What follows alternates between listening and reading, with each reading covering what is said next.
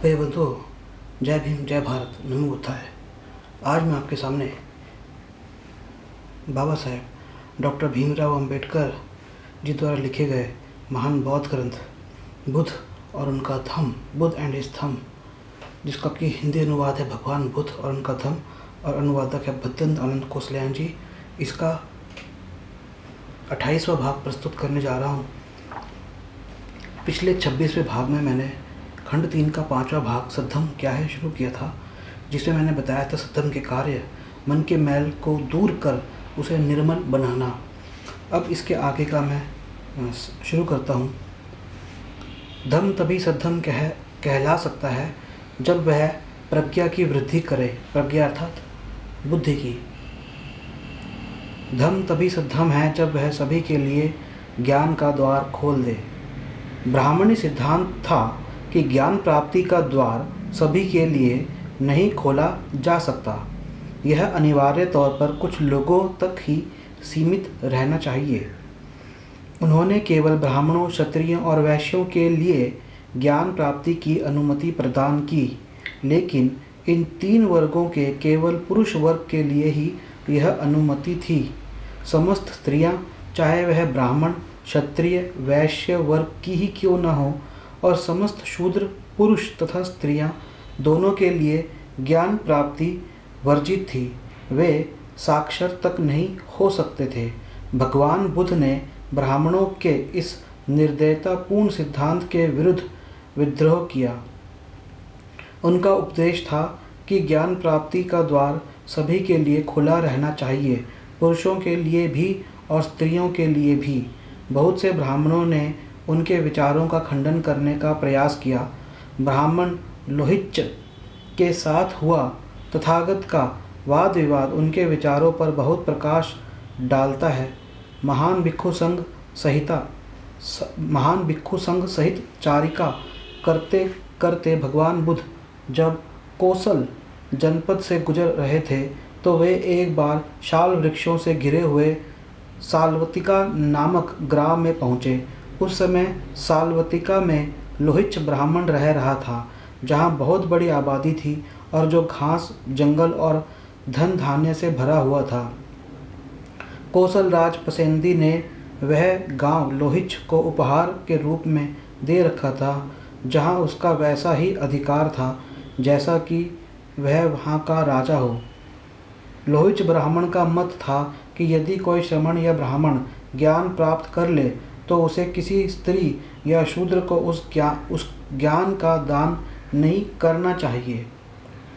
तब लोहिच ब्राह्मण ने सुना कि तथागत साल्वतिका में ठहरे हुए हैं। यह सुनकर उसने भेसिक नामक नाई को कहा, भले भेसिक, आ और जहाँ श्रमण गौतम ठहरे हैं वहाँ जा, और जाकर मेरी ओर से उनका कुशल समाचार पूछ कि क्या वे स्वस्थ हैं और सुख से हैं। तदंतर भिक्षु संघ सहित तथागत को कल के भोजन के लिए लोहिच ब्राह्मण की ओर से आमंत्रण दिया। नाई ने कहा, बहुत अच्छा महाराज। लोहिच ब्राह्मण का कथन स्वीकार कर भेसिक नाई ने वही किया जो उसे करने के लिए कहा गया था। तथागत ने मौन रहकर उसकी प्रार्थना स्वीकार की। दूसरे दिन प्रातःकाल चीवर धारण कर पात्र हाथ में ले भिक्षु संघ सहित तथागत साल्वतिका पधारे। लोहिच द्वारा तथागत को लाने के लिए भेजा गया भेसिक नाई पग बढ़ाता हुआ तथागत के पीछे चल रहा था। रास्ते में उसने तथागत को बताया कि लोहिच ब्राह्मण की यह मिथ्या दृष्टि है कि श्रमण अथवा ब्राह्मण द्वारा किसी स्त्री या शूद्र को विद्या नहीं दी जानी चाहिए। भेसिक ऐसा हो सकता है, भेसिक ऐसा हो सकता है, तथागत ने कहा। भगवान बुद्ध लोहिच ब्राह्मण के निवास स्थान पर पहुँचे और बिछाए गए आसन पर विराजमान हुए। तब लोहिच ब्राह्मण ने अपने हाथ से भिक्षु संघ सहित तथागत को सब प्रकार का मधुर खाद्य भोजन परोसा और तब तक खिलाया जब तक वे संतृप्त नहीं हो गए। जब तथागत भोजन कर चुके और उन्होंने हाथ तथा पात्र को धो लिया, तब लोहिच ब्राह्मण एक नीचा आसन लेकर तथागत के पास ही बैठ गया। इस प्रकार बैठे हुए उस लोहिच ब्राह्मण से तथागत ने पूछा, क्या यह सत्य है जैसा लोग कहते हैं?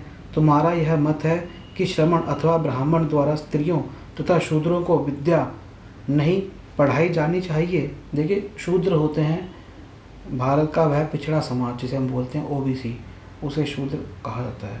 लोहिच ने उत्तर दिया, गौतम ऐसा ही है। अच्छा लोहिच, अब तुम क्या सोचते हो?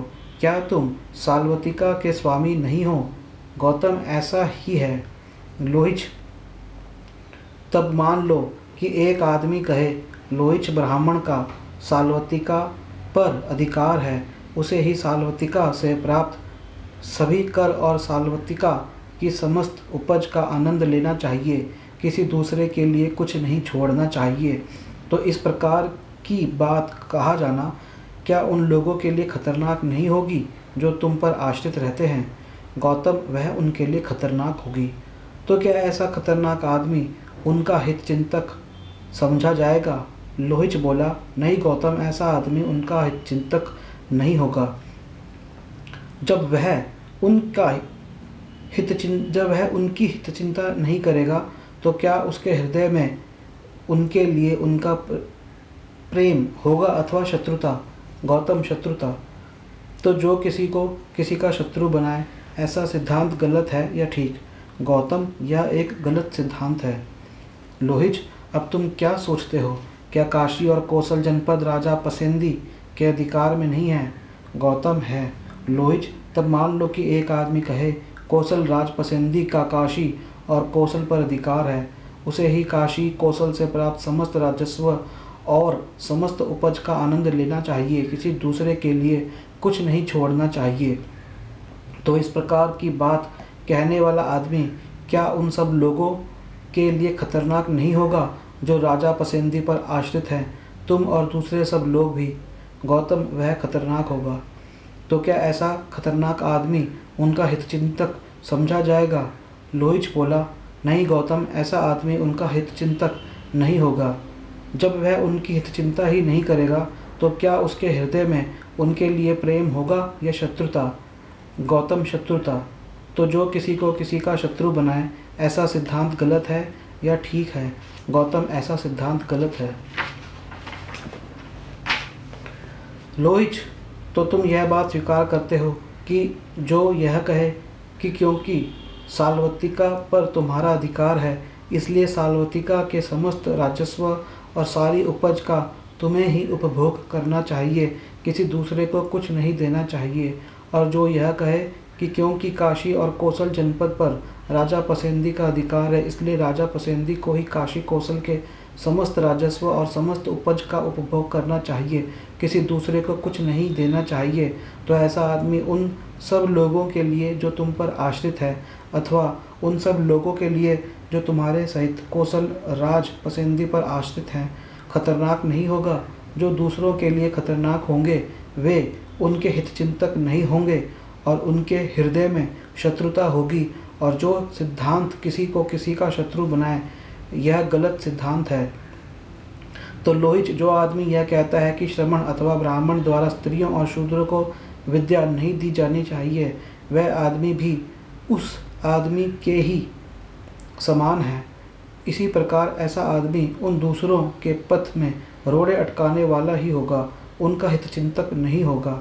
इसी प्रकार ऐसा आदमी उनका हितचिंतक न होने के कारण उनका शत्रु हो जाएगा।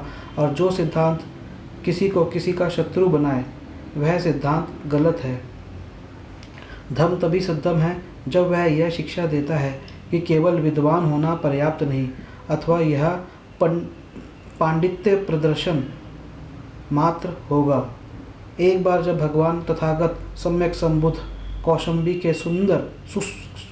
के सुस्वर विहार में ठहरे हुए एकत्रित जनसमूह को धर्मोपदेश दे रहे थे, उस समय वहीं कौशाम्बी में एक ब्रह्मचारी लोगों में उपदेश कर रहा था।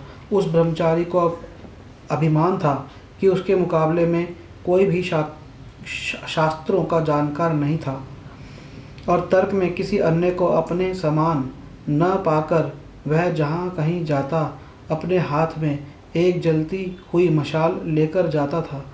एक दिन किसी नगर के बाजार में एक आदमी ने उसे इस प्रकार देखकर उसके इस विचित्र आचरण का कारण पूछा। इस पर उसने उत्तर दिया, संसार में इतना अधिक अंधकार है, लोग इतने बहकावे में हैं कि मैं मशाल लेकर चलता हूँ ताकि जहाँ तक हो सके मैं इसे प्रकाशित कर सकूँ। यह देखकर तथागत ने उस ब्रह्मचारी को बुलाकर संबोधित किया, अरे यह सब क्या है? यह मशाल लिए तुम क्यों घूमते हो? ब्रह्मचारी ने उत्तर दिया, सभी आदमी अज्ञान और अंधकार से इतने घिरे हैं कि मैं उन्हें रास्ता दिखाने के लिए यह मशाल लेकर फिरता हूँ। तब भगवान बुद्ध ने फिर उससे पूछा, तो क्या तुम इतने विद्वान हो कि धर्म ग्रंथों में जिन 4 प्रकार की विद्याओं, शब्द विद्या, नक्षत्र विद्या, राज विद्या तथा युद्ध विद्या का उल्लेख है, तुम उन सबके जानकार हो? ब्रह्मचारी को मजबूर होकर यह मानना पड़ा कि उसे इसकी जानकारी ही नहीं। उसने अपनी मशाल फेंकी। तब भगवान बुद्ध ने इससे और आगे यह कहा, कोई आदमी चाहे पंडित हो और चाहे अपंडित, यदि वह स्वयं को महान समझकर दूसरों को तुच्छ समझता है तो वह उस अंध की तरह है जो स्वयं अंधा होकर भी दूसरों को मशाल दिखाता फिरता है।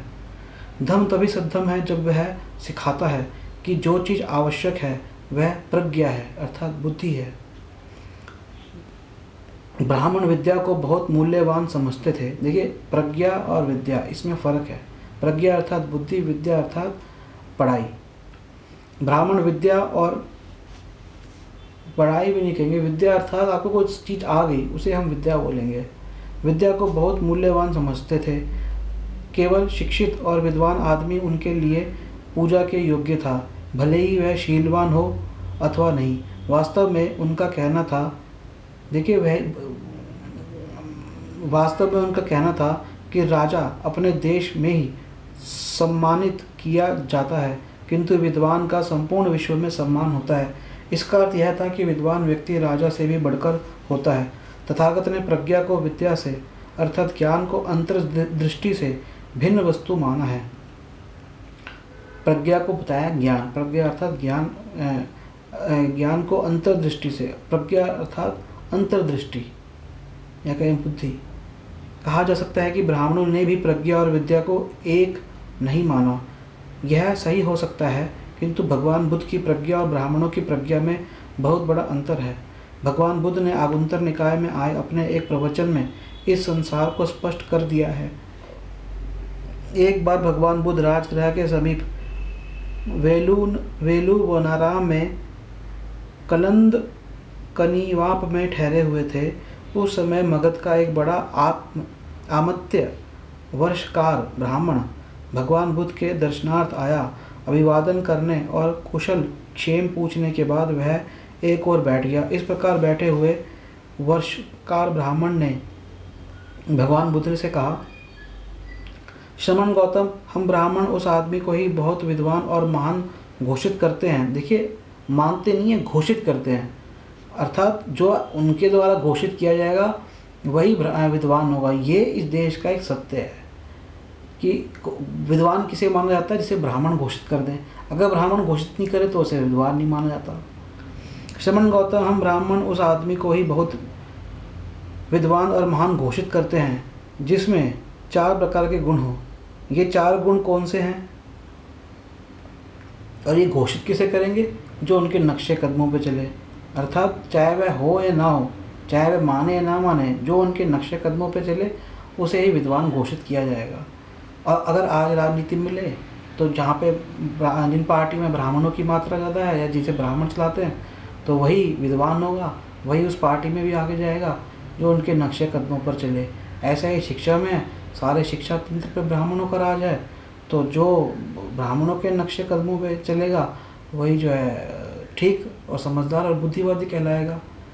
ब्राह्मणों का अर्थात वह है जो बुरे ब्राह्मण हैं। अच्छे ब्राह्मण भी होते हैं, सारे बुरे नहीं होते। श्रवण गौतम, वह विज्ञ होता है, वह जो कुछ भी सुनता है सुनते ही उसके अर्थ को समझ जाता है और कहता है कि इस कथन का यह अर्थ है। इसके साथ ही उसकी स्मरण शक्ति अच्छी होती है। वह बहुत पुरानी कही गई या की गई बात को याद रख सकता है और बता सकता है। वह अपने गृहस्थी के कार्यों में कुशल और परिश्रमी होता है। वह यह जानने की क्षमता रखता है कि क्या करना उचित होगा, क्या व्यवस्था उचित होगी। श्रमण गौतम, यदि किसी आदमी में ये गुण हैं तो हम उसे बहुत विद्वान और बहुत महान समझते हैं। अब हे श्रमण गौतम, यदि आप मेरे कथन को समर्थन योग्य समझें तो समर्थन करें। इसके विपरीत यदि मेरा कथन गलत समझें तो उसका खंडन करें। ब्राह्मण, मैं न तुम्हारा समर्थन करता हूँ और न विरोध करता हूँ। मैं स्वयं उस आदमी को महान विद्वान कहता हूँ जिसमें ये 4 गुण हों, जो तुम्हारे द्वारा बताए गए 4 गुणों से सर्वथा भिन्न हैं। हे ब्राह्मण, एक आदमी बहुत लोगों के कल्याण के लिए, बहुत लोगों के सुख के लिए समर्पित होता है। उसके कारण बहुत से लोग आर्य मार्ग में बुद्धि के साथ स्थिर होकर सुंदर स्वभाव वाले होते हैं और वह पथ हितकर होता है। वह जिस विषय में मन को लगाना चाहता है उस विषय में वह मन को लगा सकता है। जिस विषय में मन को नहीं लगाना चाहता उस विषय में वह मन को नहीं लगाता। जिस संकल्प को वह मन में उत्पन्न होने देना चाहता है उस संकल्प को मन में उत्पन्न होने देता है। जिस संकल्प को मन में उत्पन्न होने देना नहीं चाहता उस संकल्प को मन में उत्पन्न होने नहीं देता। इस प्रकार विचार करते हुए वह अपने चित्त का स्वामी होता है। जब वह चाहे बिना कठिनाई के, बिना कष्ट के चारों लोकोत्तर ध्यानों को प्राप्त कर सकता है जो इस जीवन में भी सुख विहार के लिए है। वह इसी जन्म में आश्रवों का क्षय करके स्वयं इसे ठीक प्रकार समझकर चित्त की विमुक्ति को प्राप्त करता है। प्रज्ञा द्वारा विमुक्ति को प्राप्त कर वह इसमें विहार करता है। इसके लिए हे ब्राह्मण, मैं तुम्हारा समर्थन करता हूँ, ना मैं तुम्हारा समर्थन करता हूँ और ना ही निंदा करता हूँ। मैं उस आदमी को बहुत विद्वान और महान आदमी समझता हूँ जिसमें ये 4 प्रकार के गुण होते हैं। श्रमण गौतम, यह आश्चर्यजनक है। श्रमण गौतम, यह अद्भुत है। आपने यह कितनी सुंदर व्याख्या की है। मैं स्वयं समझता हूँ कि श्रमण गौतम में ये 4 गुण विद्यमान हैं। यथार्थ में श्रमण गौतम बहुत जनों के हित में और बहुत जनों के कल्याण में रत हैं। उनके द्वारा बहुत लोग सुंदर हितकर आर्य मार्ग में प्रतिष्ठित हुए हैं जो लाभकारी है। यथार्थ में श्रमण गौतम जिस विषय में अपने मन को लगाना चाहते हैं उस विषय में मन को लगाते हैं। वास्तव में श्रमण गौतम को अपने चित्त पर, अपने विचारों पर पूर्ण संयम है। निश्चय से श्रमण गौतम जब चाहें बिना कठिनाई के, बिना कष्ट के चारों ध्यानों को प्राप्त कर लेते हैं। निश्चय से श्रमण गौतम इसी जन्म में आश्रवों का क्षय करके आश्रव क्षय ज्ञान को प्राप्त हो, चित्त की विमुक्ति को प्राप्त कर ले, प्रज्ञा द्वारा विमुक्ति को प्राप्त कर इसमें विहार करते हैं। यहाँ बिल्कुल स्पष्ट शब्दों में भगवान बुद्ध द्वारा प्रतिपादित प्रज्ञा में और ब्राह्मणों द्वारा प्रतिपादित प्रज्ञा में भेद स्पष्ट कर दिया गया है। यहाँ यह भी स्पष्ट हो गया है कि भगवान बुद्ध विद्या की अपेक्षा प्रज्ञा को अधिक महत्व क्यों देते थे। धम्म तभी सद्धम कहलाता है जब वह मैत्री की वृद्धि करे। धम्म तभी सद्धम है जब वह यह शिक्षा दे कि केवल प्रज्ञा पर्याप्त नहीं, इसके साथ शील का होना भी अनिवार्य है। इसे हम अगले 29वें भाग में पढ़ते हैं। इससे आगे। जय भीम, जय भारत, नमो बुद्धाय।